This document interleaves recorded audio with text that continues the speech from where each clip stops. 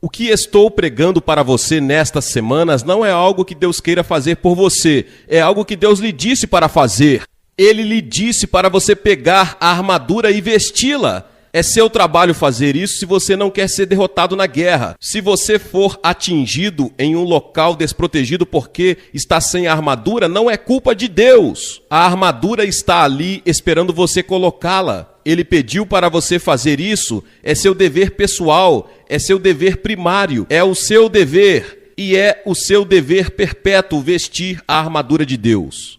Muitas pessoas hoje não acreditam mais no diabo ou na guerra espiritual. Eu vi todas as pesquisas como você e eles pensam isso é uma coisa muito antiquada para os cristãos modernos. Mesmo os intelectuais modernos nunca acreditariam em nada que fosse bizarro. Outros reconhecem vagamente a presença de uma luta, mas não pensam muito nisso. Quero dizer, sim, eles acham que isso é difícil de vez em quando para praticar o nosso cristianismo. Achamos difícil perdoar as pessoas, achamos difícil orar regularmente para resistir à tentação de aprender mais sobre a fé. Sim, é difícil, mas o que diz respeito a eles é isso. No entanto, a Bíblia, este livro que estudamos e que valorizamos, a Bíblia leva muito a sério Satanás e seus demônios, declarando que nossa batalha final é uma batalha espiritual e por esta razão nada será mais prático ou relevante para a sua vida do que os versículos que estudaremos nas próximas semanas. O que precisamos e o que nossa passagem fornece é uma avaliação realista tanto da luta que estamos engajados quanto das armas que possuímos para sermos vitoriosos. Esses são de fato os termos do engajamento. O capítulo 6, verso 10, começa com um chamado à batalha. Para você entender que isso não é apenas David Jeremiah falando aqui, pensei em repassar algumas dessas escrituras para você e apenas deixá-la vê-las comigo na tela. Eu as lerei e você seguirá versículos como 1 Timóteo 6,12. Combata o bom combate da fé. Apegue-se à vida eterna. 2 Timóteo 2,3, portanto, você deve suportar as dificuldades como um bom soldado de Jesus Cristo. 2 Timóteo 2,4, ninguém envolvido na guerra se envolve nos negócios desta vida para agradar àquele que o alistou como soldado. 1 Coríntios 16,13, observe, permaneça firme na fé. Seja corajoso, seja forte. E 1 Timóteo 1,18, esta incumbência, eu confio a você, Timóteo, para que você possa travar o bom combate. Agora, palavras como essas me parecem ser claro e inconfundível. Elas nos ensinam a lição. Se tivermos dispostos a recebê-la, essa lição é que o verdadeiro cristianismo é uma luta, um combate, uma batalha. O apóstolo Paulo começa esta sessão no livro de Efésios, como qualquer general de guerra começaria seu discurso. Ele motiva suas tropas, incutindo confiança em seus corações durante séculos. Muitos membros de unidades militares fizeram isso. Você não sabe, por exemplo, os cruzados gritaram céu. Finalmente, os soldados franceses gritaram pelo rei e pela França. E o grito de Paulo aqui é ser forte. Finalmente, meus irmãos, sejam fortes no Senhor e na força do seu poder. Esta é a palavra de encorajamento de Paulo ao lembrar seus leitores que nosso poder é um presente de Deus. Não somos convidados a entrar na batalha sozinhos, sem qualquer força. Meus irmãos, nesta guerra que lutamos, sejam fortes no Senhor e na força do seu poder. A tradução de Filipenses coloca desta forma: sejam fortes não em si mesmos, mas no Senhor, no poder do seu recurso ilimitado. O cristão não é ordenado a ser corajoso em sua própria força, mas a ser encorajado pelo poder do outro, e que o outro é Jesus Cristo. A força e o poder para a batalha é o presente do Senhor, e isso é um grande encorajamento para mim. Uma vez que você entende isso, se você estiver em uma batalha, a primeira coisa que virá à sua mente é que você não é capaz de lutar esta guerra. Esta é uma guerra difícil, e se tudo o que tivéssemos fosse a instrução para entrar entrar na batalha sem qualquer incentivo do Senhor, isso não aconteceria, não seria uma lição positiva. 2 Timóteo 1,7 nos diz que Deus não nos deu um espírito de medo, mas um espírito de poder. E Paulo usa a mesma frase grega traduzida como a força do seu poder no início do livro de Efésios. Somos informados que este poder é o poder que ele operou em Jesus quando o ressuscitou dos mortos e o sentou à sua direita nos lugares celestiais. Este poder é grande, nem mesmo a morte pôde vencê-lo. É o poder da ressurreição. Senhoras e senhores, quero dizer-lhes algumas coisas sobre esta guerra que estamos travando. Às vezes é difícil descobrir onde realmente está o inimigo. Ele nos persegue e vem contra nós quando menos esperamos. Na guerra espiritual é mais assim do que uma guerra convencional. Mas eu não quero falar sobre isso sem antes te dizer que você nunca será chamado para lutar esta guerra com suas próprias forças. Você não precisa ter medo. Deus Todo-Poderoso prometeu que, como vocês são seus soldados, Ele o protegerá, Ele o manterá forte e no final você será vitorioso. Não apenas o poder é do Senhor, mas nesta passagem também aprendemos que há uma armadura que devemos vestir. Vista toda a armadura de Deus, diz a Escritura. A armadura é a armadura de Deus e a que devemos usar é a armadura que o próprio Deus usou nas batalhas vitoriosas. Lembro-me de que há alguns anos estávamos tendo um debate em nossa comunidade sobre se os cristãos deveriam ou não se envolver na guerra, e você conhece alguns dos nossos amigos, acredito que a guerra é ímpia e que você nunca deveria se envolver na guerra. E me pediram para apresentar as escrituras que ensinam que, às vezes, a guerra, embora não seja algo que queremos, às vezes é necessária. E uma das maiores evidências disso, e para todos vocês, soldados e fuzileiros navais, e para todos nós, é o fato de que o próprio Deus foi um guerreiro. Na verdade, na Bíblia, temos muitos lugares onde isso nos é ensinado. Isaías 11 diz: "Mas com justiça ele julgará os pobres e decidirá com equidade pelos mansos da terra. Ele golpeará a terra com a vara de sua boca e com o sopro de seus lábios ele matará os ímpios. A justiça será o cinto de seus lombos e a fidelidade o cinto de sua cintura." Parece familiar, não é? É como um precursor de que estudaremos no livro de Efésios mais tarde. Em Isaías, no capítulo 59, lemos: "Pois ele vestiu a justiça como uma couraça e um capacete da salvação em sua cabeça. Ele vestiu as vestes da vingança como vestimenta e foi vestido com zelo como um manto."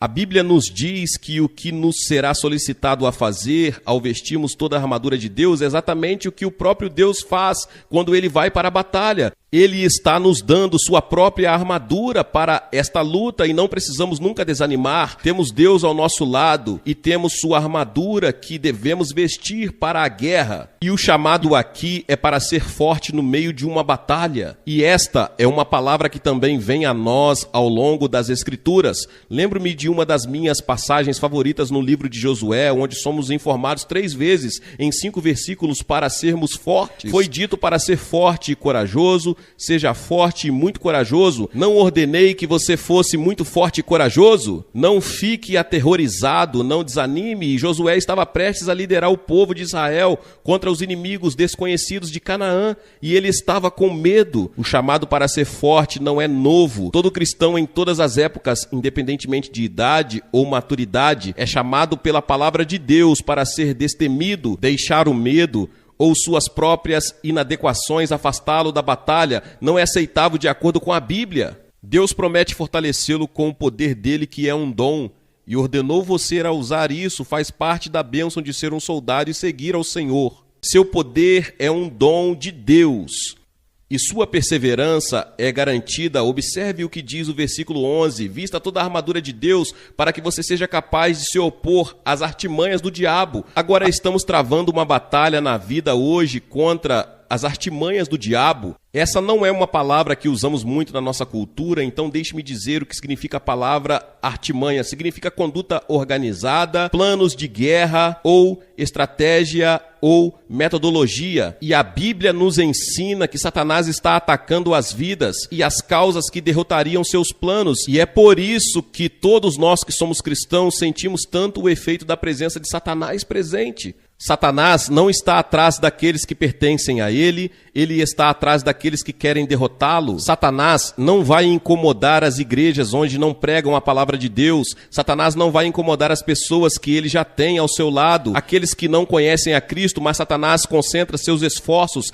em pessoas como eu e você. Esse é o seu propósito. Ele não quer fazer nada para perturbar aqueles que já têm em sua equipe. Seu objetivo é afogar a influência dos homens e mulheres que afirmam conhecer Jesus Cristo. E a Bíblia diz que ele tem uma estratégia para fazer isso, ele tem um método para fazer isso. A palavra artimanha significa que ele já traçou uma estratégia para conseguir. Eu, pessoalmente, acredito que Satanás tem uma estratégia para cada um de nós, que ele conhece nossas fraquezas, ele conhece nossos pontos fortes e nada o impedirá se achar que pode nos vitimar para seus próprios propósitos. A Bíblia diz que devemos vestir toda a armadura de Deus. Não nos diz para vencer a guerra, porque Cristo já venceu, já derrotou Satanás na cruz. Mas somos instruídos a permanecer firmes na batalha.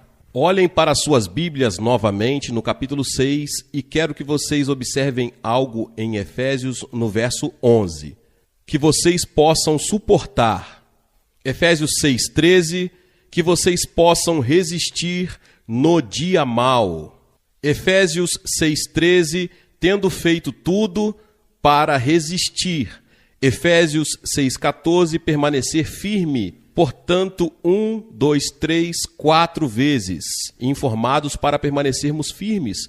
Paulo deseja que os cristãos sejam fortes, estáveis e robustos. Portanto, mesmo que o inimigo seja uma perspectiva assustadora, este parágrafo deveria não nos dar uma atitude de medo. Toda a passagem é preenchida com um espírito de confiança e esperança, pois o leitor não fica com um sentimento de desespero, mas com a sensação de que Satanás pode ser derrotado agora. Uma das coisas contra as quais algumas pessoas lutam quando leem uma passagem como esta diz que não deveriam estar lutando contra Satanás. Se não deveríamos levar a luta até ele, o resultado final é que Cristo já venceu aquela batalha. Essa batalha já foi vencida, mas Satanás está tentando desencorajar todos nós e Deus não nos chamou para ir e fazer guerra com Satanás. Embora tenhamos que ter os armamentos para fazer isso, e como veremos daqui a pouco, a maioria dos armamentos são para um propósito defensivo, apenas a oração e a palavra é usado de forma ofensiva, mas toda essa questão de permanecer firme, isso é uma coisa difícil, não é? Fique firme, finque os calcanhares, seja a pessoa que Deus quer que você seja. Você diz, pastor Jeremias, como podemos dar terreno ao inimigo? Eu não acho preciso explicar isso, mas deixe-me apenas mencionar isso a você. Quando sabemos o que é certo e comprometemos que em nossas mentes, a fim de nos entregarmos a algo que queremos fazer, cedemos terreno ao inimigo.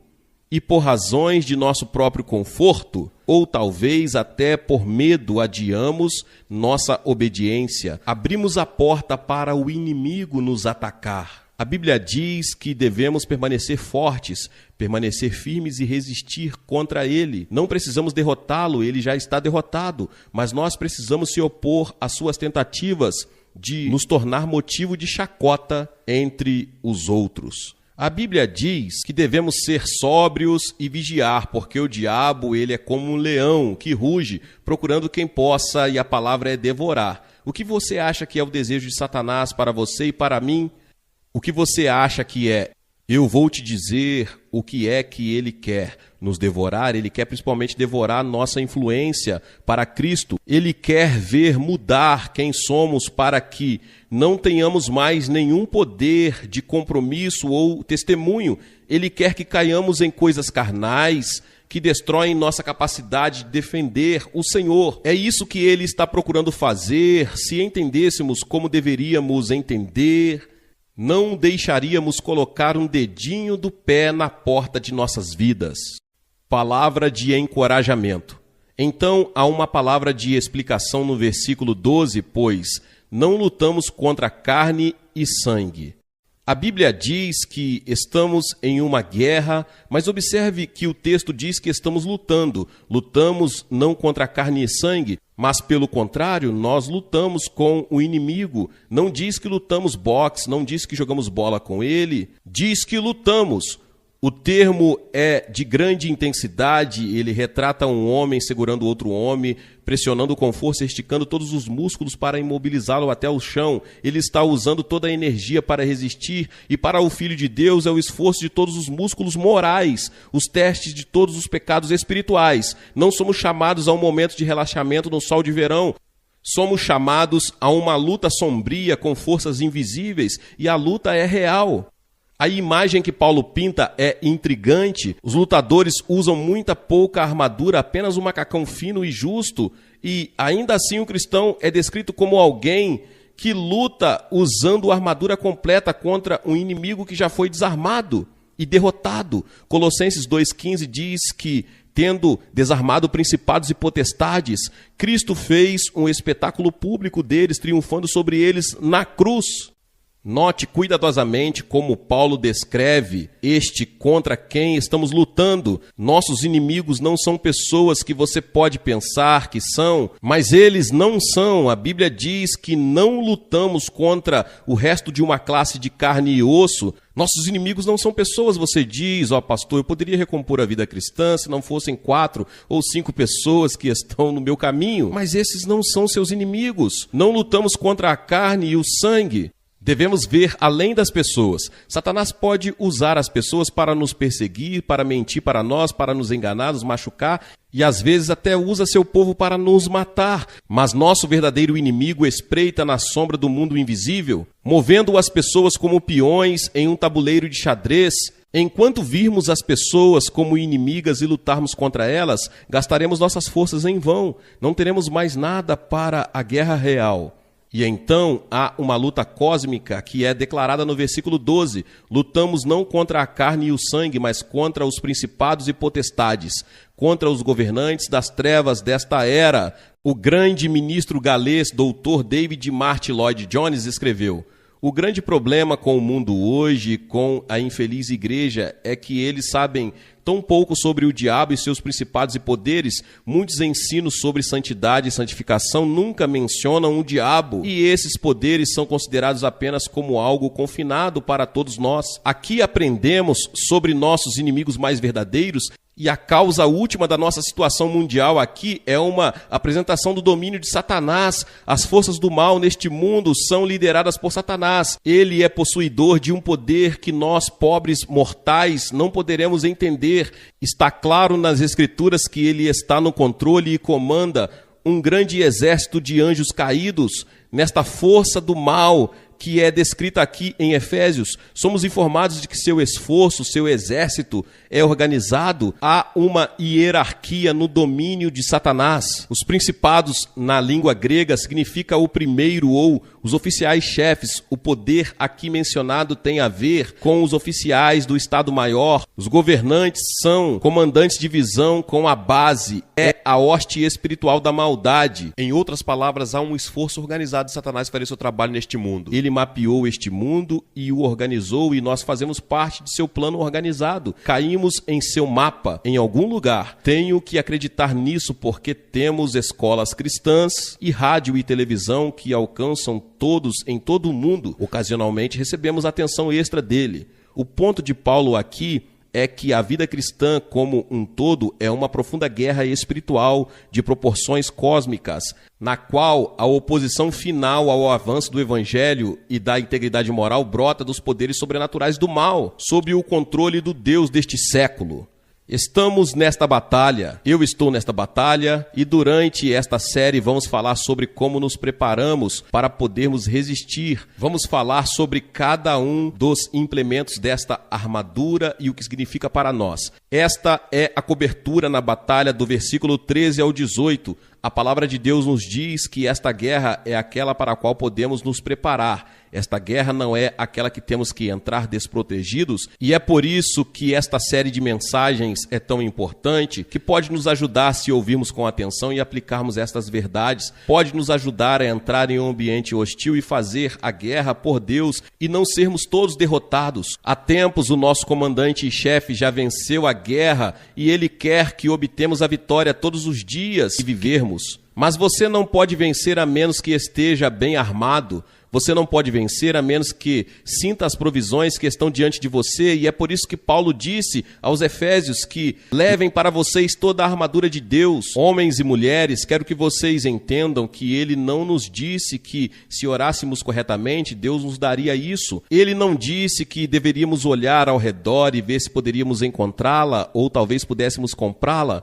Em algum lugar ele disse que é responsabilidade pessoal do cristão se apropriar da armadura de Deus em sua própria vida.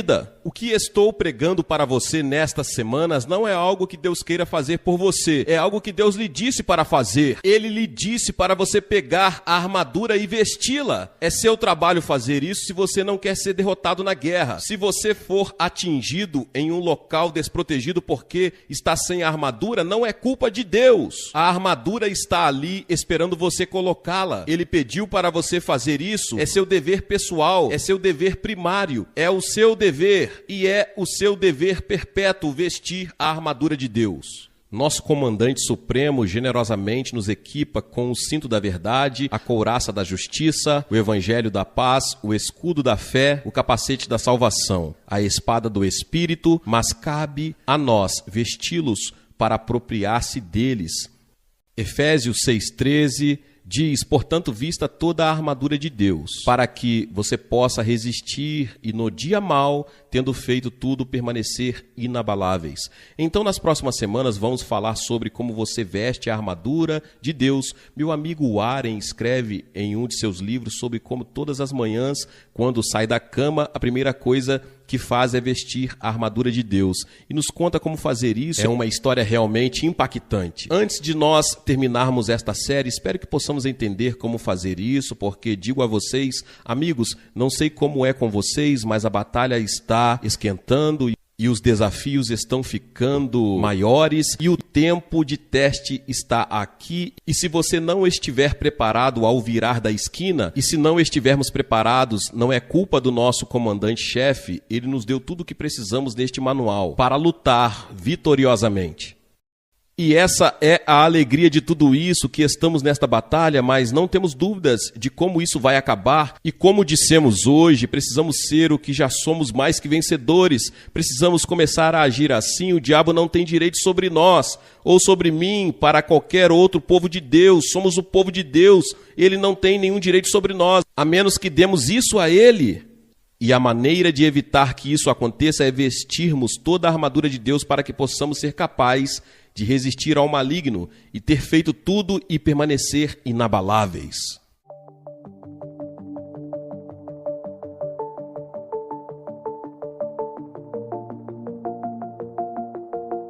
Satanás e seus demônios estão lá e estão atirando dardos contra o povo de Deus. E se não tivermos o escudo da fé, que estudaremos um pouco mais tarde, não seremos páreo para a sua artilharia. Quando Satanás se apoderar de alguém que tem influência, ele devora a influência deles.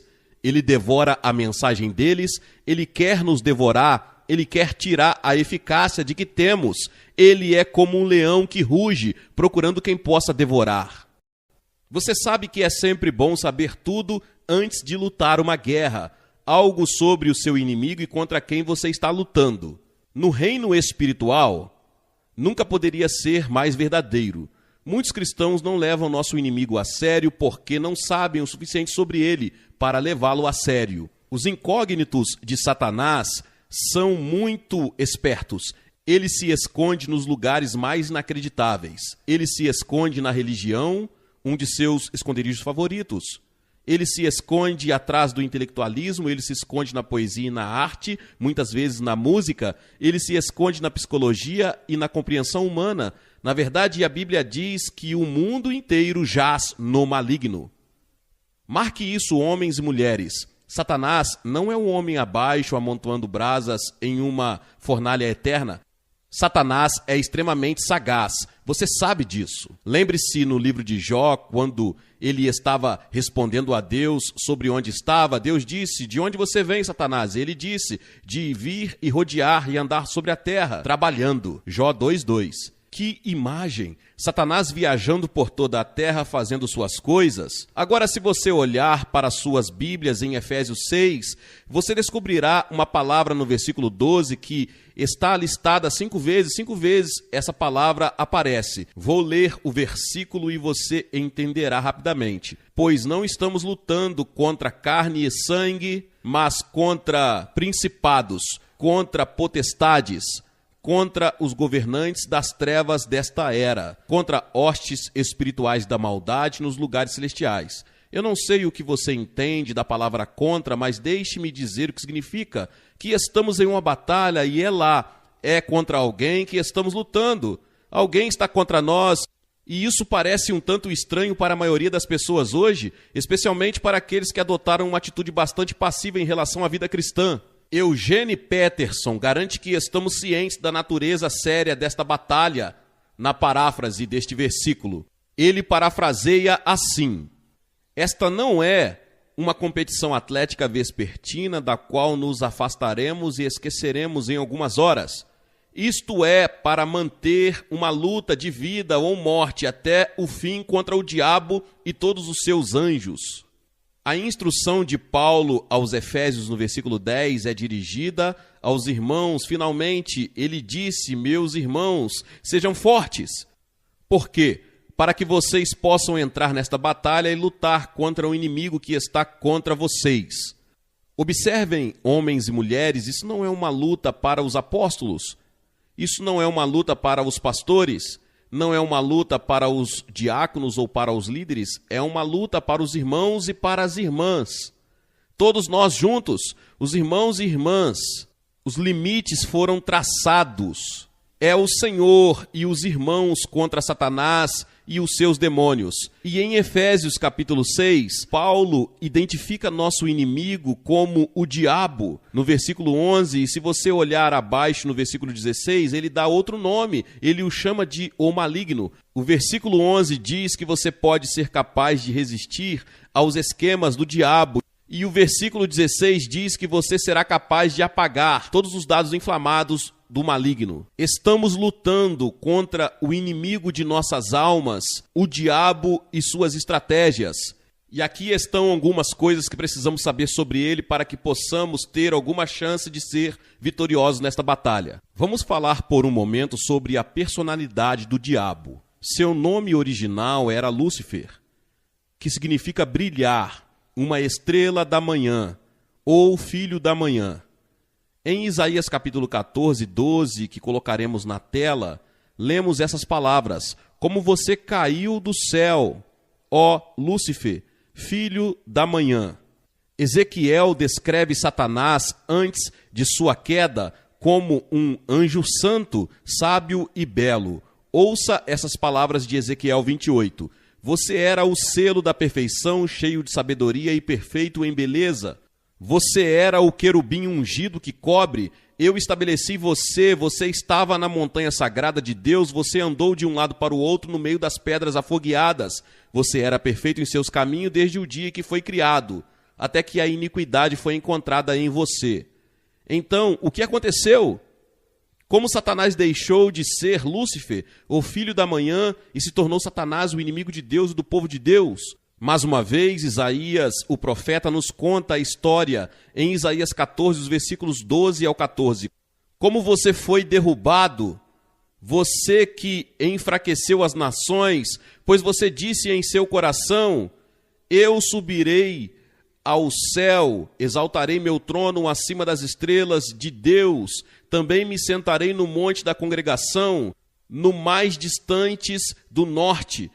Subirei acima da altura das nuvens, serei como o Altíssimo. Quando essas palavras saíram da boca de Lúcifer, ele foi expulso do céu, lançado como um profano da montanha de Deus e levado para baixo à terra e finalmente levado ao inferno. Acredito que Deus deu aos seus anjos o tipo de livre-arbítrio que ele nos deu. Eles adoram diante de seu trono até hoje porque escolheram fazê-lo. Mas Satanás, em seu próprio coração, determinou que ele faria elevar-se no orgulho. E o primeiro pecado já cometido no universo foi o pecado do orgulho. A personalidade de Satanás, de onde ele veio, como ele se tornou Satanás. Agora vamos falar por um momento sobre sua posição. A Bíblia nos dá 3 nomes que descrevem a posição de Satanás. Esses 3 nomes nos ajudarão a entender seu papel no universo. Primeiro de tudo, ele é um príncipe. 3 vezes a Bíblia chama Satanás de príncipe deste mundo. João 12:31, agora é a hora do julgamento deste mundo, agora o príncipe deste mundo será expulso. João 14:30, não falarei com vocês por muito tempo, pois o príncipe deste mundo está vindo.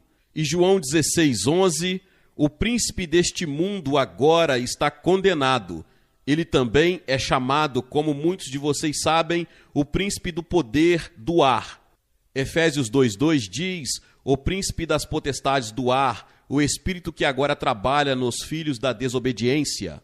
Agora ouça, como o príncipe do mundo, ele está no comando dos homens maus, como o príncipe das potestades do ar, ele está no comando dos espíritos malignos. Ele é o espírito governante sobre os filhos da desobediência, ele é o arquiteto do mal neste mundo em que vivemos. Ele é um príncipe. A Bíblia também diz que ele não somente é governante, mas ele é um príncipe. A Bíblia diz que ele é o poder por trás do sistema mundial. 1 João 5,19 diz que o mundo inteiro jaz no maligno.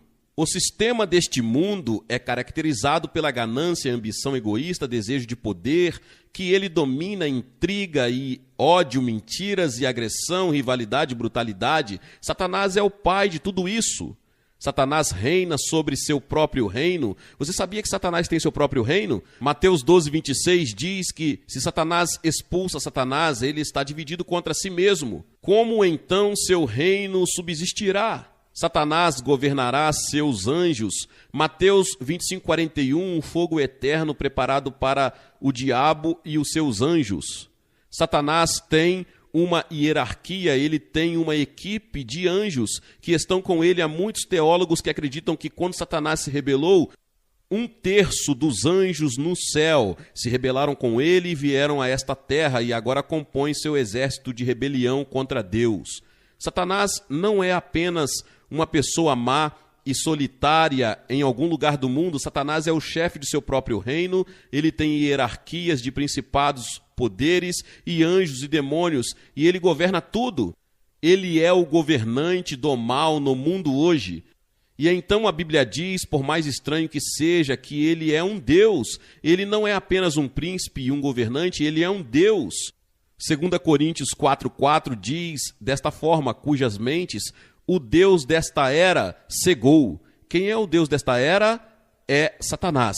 Satanás é um religioso, ele é o fundador e presidente de sua própria religião. Você sabia disso? E é claro que sabemos que existem pessoas hoje, descaradamente, nem se importa que alguém saiba que eles estão lá. Mas Satanás sempre teve uma religião. Ouça o que a Bíblia diz sobre a religião de Satanás. Ele tem sua própria igreja. Apocalipse 2:9 e capítulo 3:9 diz que Satanás tem sua própria igreja. Ele tem seu próprio evangelho. Gálatas 1:8, estudamos isso há muito tempo atrás. Satanás tem seus próprios ministros. 2 Coríntios capítulo 11, versículo 15, ele tem sua própria doutrina. De acordo com 1 Timóteo 4 e versículo 1, ele tem sua própria mesa de comunhão e seu próprio cálice. 1 Coríntios 10, 20 e 21, ele tem sua própria igreja, seu próprio evangelho, seus próprios ministros, sua própria doutrina, sua própria comunhão. Ele tem sua própria religião. Satanás sempre fez seu melhor trabalho nos círculos religiosos. Ele é um Deus. Ele é o Deus desta era. A personalidade de Satanás e sua posição. Agora vamos falar sobre o seu poder. Quão poderoso é Satanás. A Bíblia diz que os homens são mantidos cativos pelo poder de Satanás até serem libertos dele pelo poder do Salvador. O mundo é mantido cativo por Satanás. Em 2 Tessalonicenses 2:9, lemos o funcionamento de Satanás. Veio com todo o poder, sinais e maravilhas mentirosas. Embora nunca devamos subestimar o poder de Satanás, Também não podemos cometer o erro oposto de acreditar que Satanás é tão poderoso ou igualmente poderoso que o Deus Todo-Poderoso. Satanás não é e nunca será onisciente e todo-poderoso. Não pense, bem, eu tenho Deus aqui e Ele é o Todo-Poderoso para o bem, e eu tenho Satanás aqui e Ele é o Todo-Poderoso para o mal. Isso não é verdade. Satanás não é páreo para Deus. Maior é aquele que está em você do que aquele que está no mundo. Deus que vive em você do que Satanás que vive no mundo. Então, embora seja verdade, precisamos ser respeitosos e precisamos aprender. E não precisamos ser frívolos sobre o poder de Satanás. Precisamos ter cuidado de que não vamos ao outro extremo e dizemos, ó Deus, o que eu vou fazer? Satanás está atrás de mim, você entende? Agora deixe-me contar a você sobre seus propósitos. O que Satanás quer fazer, e isso é muito interessante porque explica muitas coisas que acontecem nos círculos religiosos. Aqui estão algumas de suas estratégias mais eficazes. Em primeiro lugar, Satanás é o grande enganador. Diga comigo, Satanás é o grande enganador. João 8,44, lemos estas palavras: você é de seu pai, o diabo, e os seus desejos do seu pai que você quer realizar. Ele foi um assassino desde o início e ele não permanece na verdade porque não há verdade nele.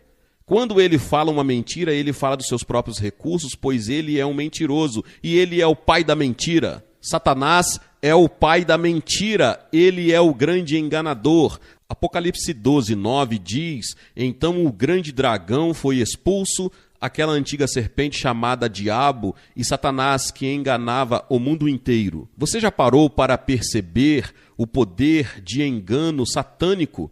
Você já conversou com alguém e está tentando ajudá-lo a entender o que Deus fez por ele, como ele o ama, como ele deu seu filho? Parece que tem uma cegueira na frente. Eles não entendem, talvez não queiram, mas foram enganados pelo inimigo. Isso é o que Satanás faz principalmente. Ele é o enganador, ele começou seu trabalho no jardim. Lembre-se de que quando ele enganou Eva para que Eva enganasse seu marido, e o pecado nasceu no jardim, como lemos nos primeiros capítulos de Gênesis. Satanás, como um enganador, é o grande falsificador, ele é o grande imitador. Você sabe o que Satanás faz? Ele faz tudo o que Deus faz. Ele tenta fazer tudo o que Deus faz. Ele quer ser como Deus. Lembre-se de que ele disse que ele queria ser como o Altíssimo. Então, quando você observar Satanás em sua obra hoje no mundo, você não deveria se surpreender com isso. Tudo o que o Senhor fez, Satanás tenta fazer. Agora, a segunda coisa que Satanás faz, ele não é apenas o grande enganador, mas observe isso, ele é o grande divisor. Agora ouça isso, igreja, ouça isso.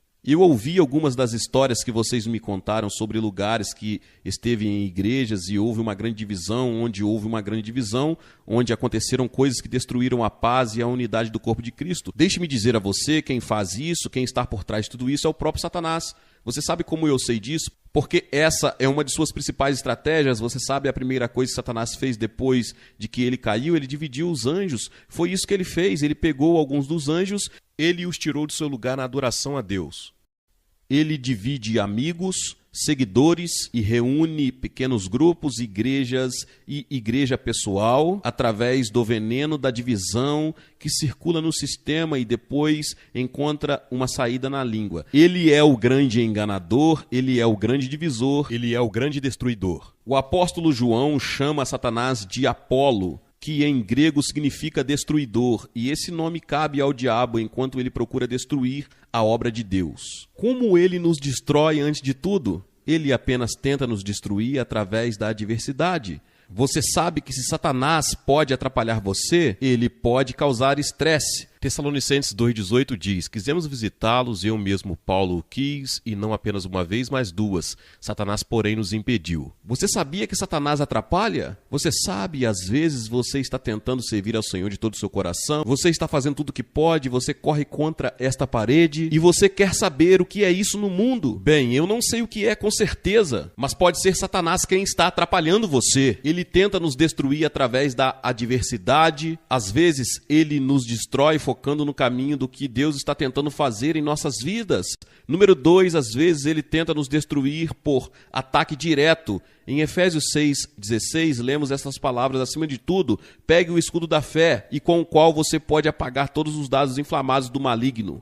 Satanás e seus demônios estão lá e estão atirando dardos contra o povo de Deus. E se não tivermos o escudo da fé, que estudaremos um pouco mais tarde, não seremos páreo para a sua artilharia. Quando Satanás se apoderar de alguém que tem influência, ele devora a influência deles.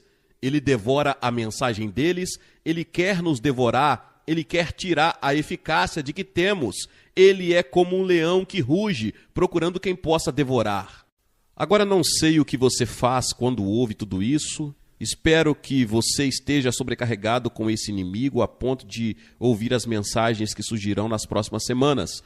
Você está absolutamente, totalmente indefeso e sem esperança para lutar contra o inimigo. Se você não usar as estratégias que são apresentadas para nós na palavra de Deus, você não será páreo para o inimigo. Mencionei a vocês que às vezes os pregadores na televisão falam sobre colocar Satanás sob autoridade. Eles vão dizer isso a Satanás e aquilo. E eu direi a você que é melhor você ser. Tenha certeza de que você está cheio do Espírito de Deus quando você começar a falar assim. Eu não me importo com quem você é ou no que você acredita. O único poder que você tem contra o inimigo é o poder que você tem em Jesus Cristo. Olhe novamente para a sua Bíblia e observe o que ela diz. Finalmente, meus irmãos, sejam fortes no Senhor e na força do seu poder e vistam toda a armadura de Deus. Você não pode lutar contra Satanás na carne. Talvez essa seja a razão para tanta derrota e desânimo entre o povo cristão. Sua única esperança é vestir a armadura do próprio Cristo. Nas próximas semanas, nós iremos explorar todas as peças da armadura que devemos assumir. Observe novamente, diz, vista toda a armadura de Deus para que você possa ser capaz de resistir aos ataques do diabo. E é isso que vamos fazer, vamos aprender como vestir toda a armadura de Deus. Examinaremos o que cada peça da armadura significa para nós e como ela funciona em nossa estratégia espiritual, porque aprenderemos como podemos ser vitoriosos no poder de Cristo sobre o inimigo que procura nos destruir e nos dividir. Uma amiga minha, sabendo que eu falaria sobre Satanás neste fim de semana, me deu um devocional que ela e seu marido estavam lendo em uma revista que tem devocionais para todos os dias, e isso saiu na revista trimestral. Ouça essas palavras. Há uma convenção mundial de demônios. Satanás falou com eles e disse que enquanto os cristãos permanecerem perto de Deus, não teremos poder sobre eles. Então aqui estão 12 coisas que você pode fazer para obter vitória sobre os cristãos.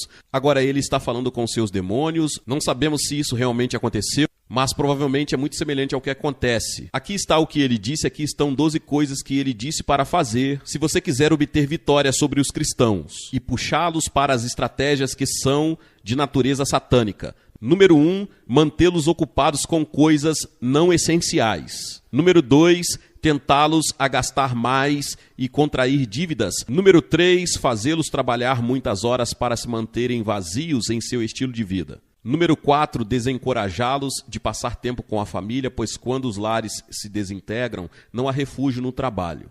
Número 5, estimulam demais suas mentes com televisão e computadores para que não possam ouvir Deus falando com eles. Número 6, encham suas mesas de centro e suas mesinhas de cabeceira com jornais e revistas para que não tenham tempo para ler a Bíblia. Número 7, com varredura de promoções, de apostas, esquemas de enriquecimento rápido para os manter perseguindo coisas materiais. Número 8, coloque modelos glamurosos na televisão e na capa de revista para mantê-los focados na aparência externa. Dessa forma, eles ficarão insatisfeitos consigo mesmo e insatisfeitos com seus companheiros. Número 9, certifique-se de que os casais estejam exaustos demais para a intimidade física. Eles ficarão tentados a procurar outra pessoa. Número 10, enfatize o Papai Noel e o Coelhinho da Páscoa. Dessa forma, você os desviará do verdadeiro significado dos feriados. Número 11, envolva-os em boas causas para que não tenham tempo para coisas eternas. Número 12, os tornem autossuficientes, mantenham-os ocupados trabalhando com suas próprias forças para que eles nunca conheçam a alegria do poder de Deus trabalhando através deles. Faça essas 12 coisas. Finalmente, eu prometo, disse Satanás aos seus demônios, vai funcionar. Você imaginou e descubra a diferença entre estar ocupado e ser bem-sucedido naquilo que Deus o chamou para fazer. Às vezes, estar ocupado, mas significa apenas estar sob o jugo de Satanás.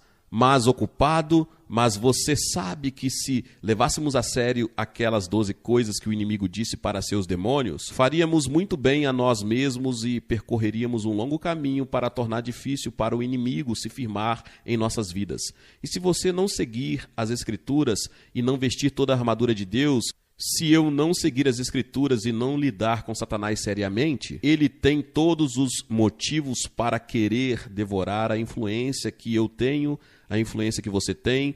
Não somos suficientes para lutar contra ele em nossa força, em nossa própria força.